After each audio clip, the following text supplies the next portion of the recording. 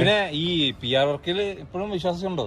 PR വർക്കിൽ നമുക്ക് കപ്പിട്ടില്ല എന്നുള്ളത് എപ്പോഴും ആൾക്കാർ എപ്പോഴും ടാർഗറ്റ്. ഞാനൊരു കാര്യം പറയട്ടെ, നമ്മുടെ ആനയുടെ എഴുന്നള്ളിപ്പും കഴിഞ്ഞു, ആനപ്പാപ്പൻ വീട്ടിലിരുന്ന് ചോറ് കഴിച്ചോണ്ടിരിക്കും. എന്നിട്ട് നിങ്ങൾക്ക് ശൈത്യൊക്കെ എപ്പോഴും സംസാരിക്കാണ്.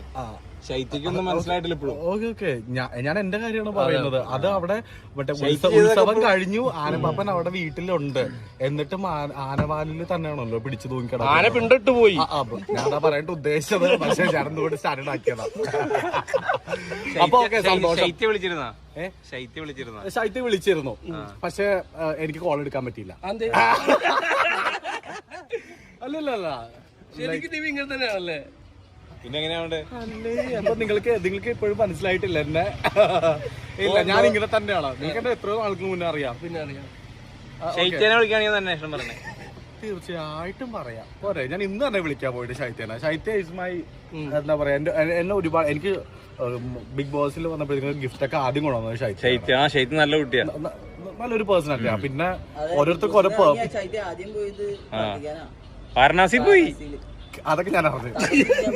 ഞാൻ പോയിക്കോട്ടെ, നിങ്ങളെ കൊണ്ട് ഞാൻ തോറ്റിക്കോട്ടെ, ഞാൻ പോയിക്കോട്ടെ. Bye bye. ആ ഗ്ലാസ് അല്ല, കൈ ഒന്ന് മാറ്റൂ. എന്തൊരു അനുസരണമുള്ള ആളാണല്ലേ നെവിൻ. നെവിനെ കാറിന്റെ കാര്യം പറഞ്ഞില്ല. ഡിസംബറില് ഏതാണ്? എന്നിട്ട് ഹാപ്പിയായിട്ട് തോന്നുന്നില്ല? ഭയങ്കര ഹാപ്പിയായിട്ട് തോന്നുന്നു. ഞാൻ ഭയങ്കര ഹാപ്പി. ഞാൻ എപ്പോഴും അവിടെ ഇവിടെ എപ്പോഴും ഞാൻ ഹാപ്പിയാണ്. നിങ്ങൾ ഹാപ്പി അല്ലേ? ഹാപ്പിയാണ്. നെവിന് ഈ പാച്ചിയെ പോലെ ഈ കൂടോത്രത്തിലൊക്കെ വിശ്വാസം ഉണ്ടോ? ഇല്ല. ചായയിൽ കൂടോത്രണ്ടോ? ചായയില് പഞ്ചസാര ഉണ്ട്, പിന്നെ കാപ്പിപ്പൊടി. കാപ്പിയാണോ? കാപ്പിയാണ്. ചായ കുടിക്കാനാണ് കാർ അല്ലേ?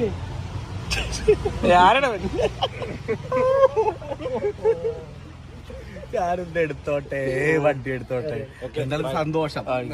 നിങ്ങളെ പോലെ നല്ല നല്ല മീഡിയാസ് ഉള്ളതുകൊണ്ടാണ്.